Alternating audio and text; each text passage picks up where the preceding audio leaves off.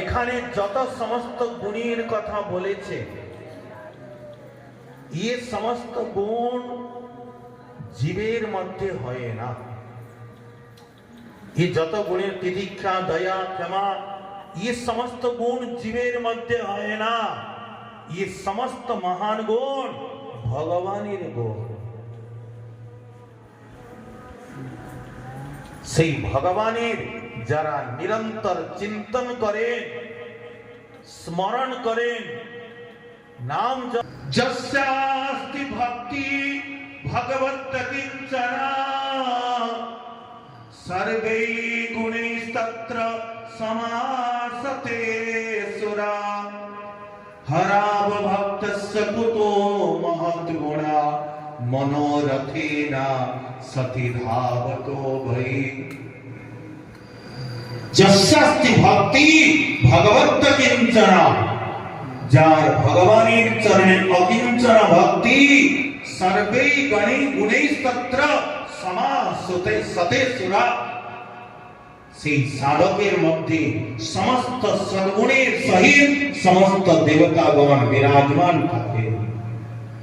হরাব ভক্তস্য কুতো মহৎগুণা, আর যে ভগবানের অভক্ত তার মধ্যে গিয়ে সমস্ত মহৎ গুণ আবির্ভাবের সম্ভাবনা কোথায়? যাদের চিত্ত সর্বদা অসদের দিকে ধাবিত হয় তাদের মধ্যে এই সমস্ত মহান গুণ আবির্ভাব হয় না।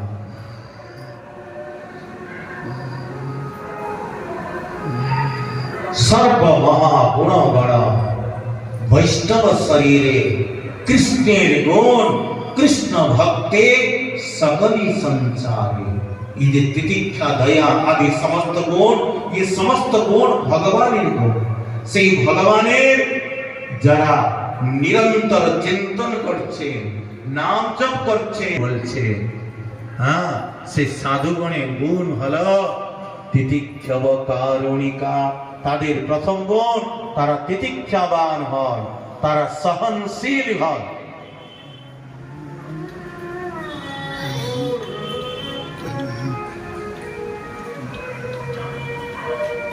श्री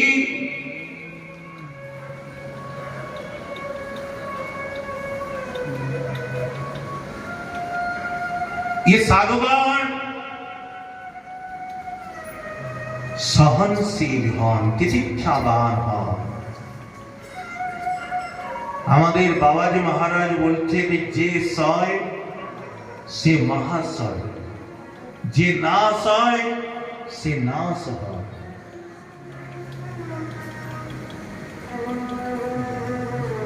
सम्मानम कलयति घोर गरलम नीचा अपमानम सुधा प्रवदानंद सरस्वती पा বৃন্দাবন মহিমামৃত বললে, যদি তোমাদের সম্মান করা হচ্ছে তো জানবে তোমাদেরকে বিষ পান করা হচ্ছে। সম্মানম কলয়তি ঘোর গরলম, সম্মানকে বিষের সমান জানিবে। नीचा अपमानम सुधा, यदि तुम्हादेर अपमान करा होच्छे तो जानबे तुम्हादेरके अमृत पान करा होच्छे। अभिमानम सुरापानम, अभिमान कखनो करिबे ना, अभिमान सुरापानीर मतो। गौरवम रौरवम ध्रुवम, गौरव कि आमी अमक आमी ढमक बोले गौरव ये रौरव नरकेर समान। प्रतिष्ठा सुकरी दृष्टा त्रयं त्यक्ता हरिं भजे। प्रतिष्ठा आदि ये तीनटी वस्तु के अभिमान, गौरव और प्रतिष्ठा तीनटी वस्तु के त्याग करे साधक के भजन करा उचित। ये भजन मार्गे যারা সিদ্ধি চান, যদি তাদের মধ্যে এই যে সহনশীল ये গুণ নাই, এইটা হচ্ছে ভজনের মাপ কাঠি।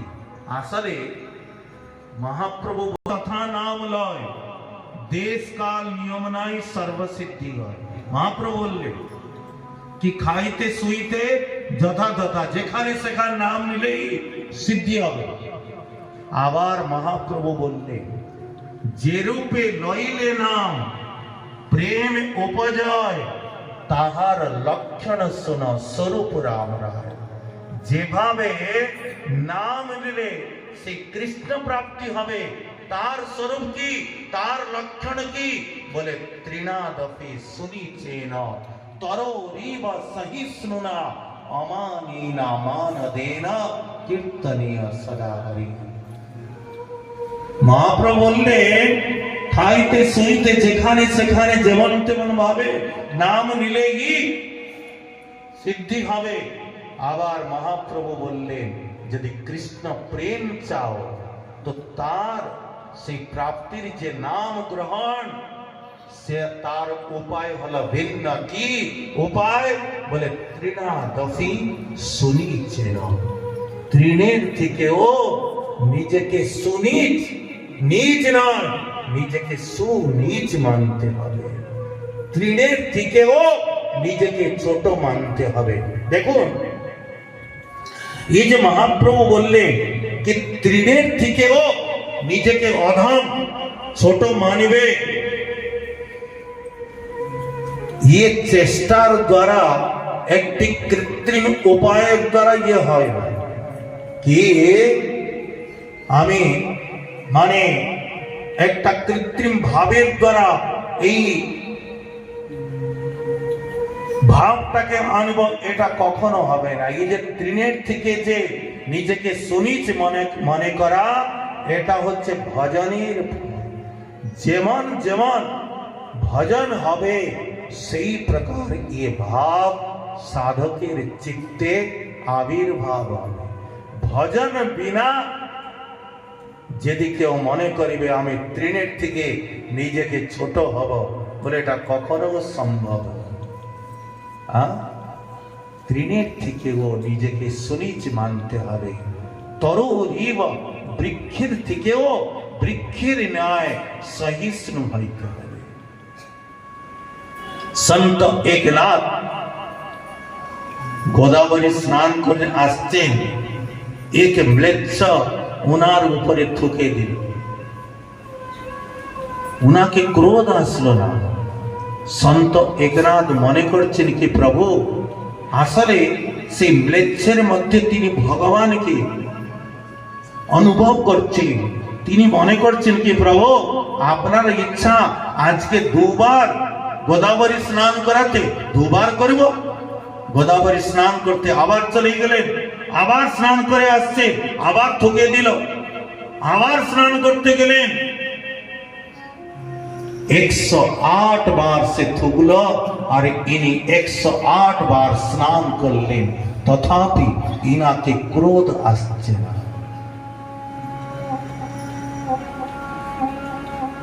যে সয় সে মহাশয় অন্তত্বগতা যে ম্লেচ্ছ, তার চিত্ত পরিবর্তন হয়ে গেল, সন্ত একনাথের চরণে সে পড়ে গেল। এই সাধুগণের প্রথম গুণ হলো তিতিক্ষা, এরা সহনশীল হলো। আর তিতিক্ষা বা কারুণিকা, এদের হৃদয়ে করুণায় ভরা থাকে। ঠাকুর হরিদাসকে মৃচ্ছগণ 22 বাজারে প্রহার করছে, কিন্তু ঠাকুর হরিদাস বলছেন কি প্রভু মোর দ্রোহে এ সবার নাহুক অপরাধ। এরা অজ্ঞানী জীব আমার প্রতি দ্রোহ আচরণ করছেন, আপনি এদের অপরাধকে গ্রহণ করিবেন না। আপনি এদের অপরাধকে গ্রহণ করিবেন না।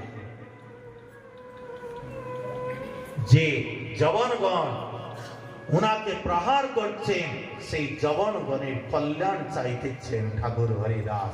এদের হৃদয়ে করুণায় ভরা থাকে। তিতিক্ষাব কারুণিকা সুহৃদ সর্বদেহিনা, সমস্ত জীবের প্রতি এরা মঙ্গল ভাবনা রাখেন, মঙ্গল করতে চান। আমাদের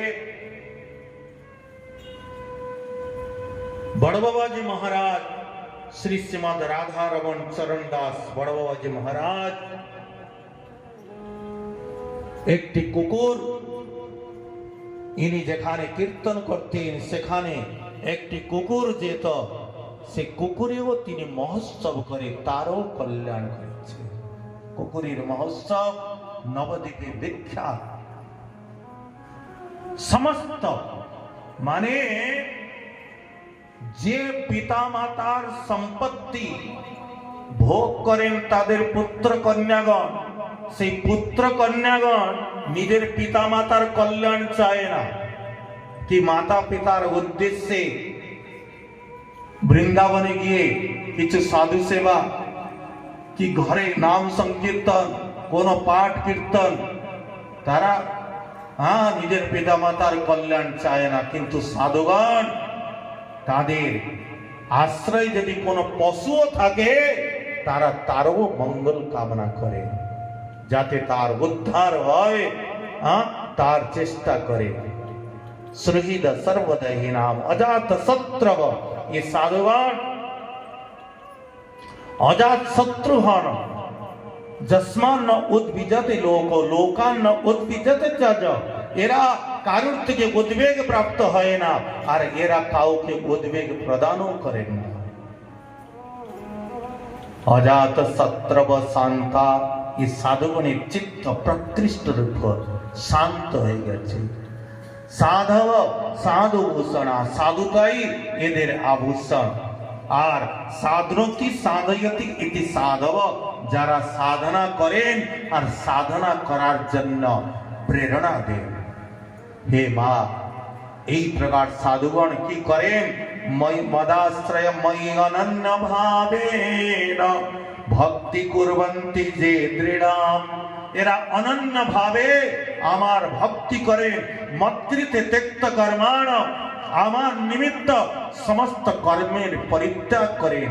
আর মদাশ্রয়া কথামৃষ্টা শৃণ্বন্তি কথয়ন্তি, আমার আশ্রয় গ্রহণ করে